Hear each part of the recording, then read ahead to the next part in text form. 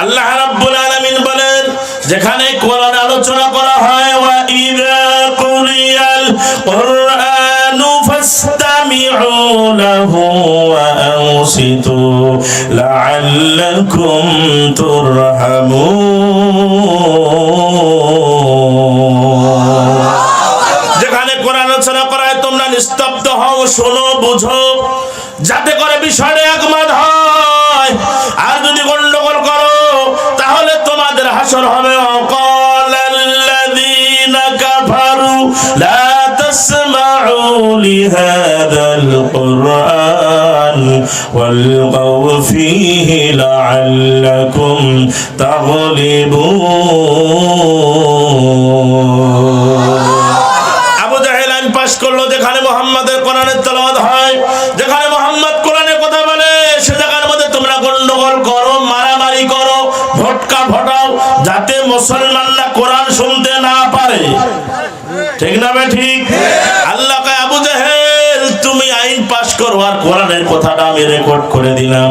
দুনিয়ার জমিনে যারা কোরআনের মাহফিল বন্ধ করার চেষ্টা করবে, যারা কোরআনের কথাগুলো বন্ধ করার চেষ্টা করবে, তো আবু জাহেল শুনে নাও, দুনিয়ার জমিনে তোমার সাথে যাদের মিল হবে তোমার কাতারে আমি তাদেরকে দাঁড় করে জাহান্নামে দেব। দরকার নাউজুবিল্লাহ।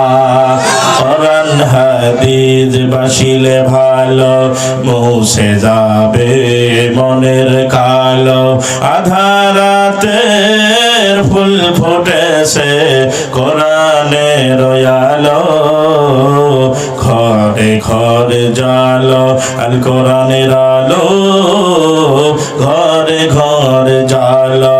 শ্রাবণ ধারা অন্য প্লাবন নিবিল পৃথিবীর সকল দাহন, আষাঢ়ে আষাঢ়ে ভিজিল মরু, সাহারা পেল ছায়া তোর, তুমি দিলে রহমের সব দ্বার খুলি, কেমনে তোমায় রই ভুলি ও মদিনার বুলবুলি, কেমনে তোমায় রই ভুলি, দিন কাটে আর রাতে কাটে তোর বেদনার ফুল তুলি, কেমনে তোমায় রই ভুলি। ধরে কম সুবহানাল্লাহ, আরো জোরে।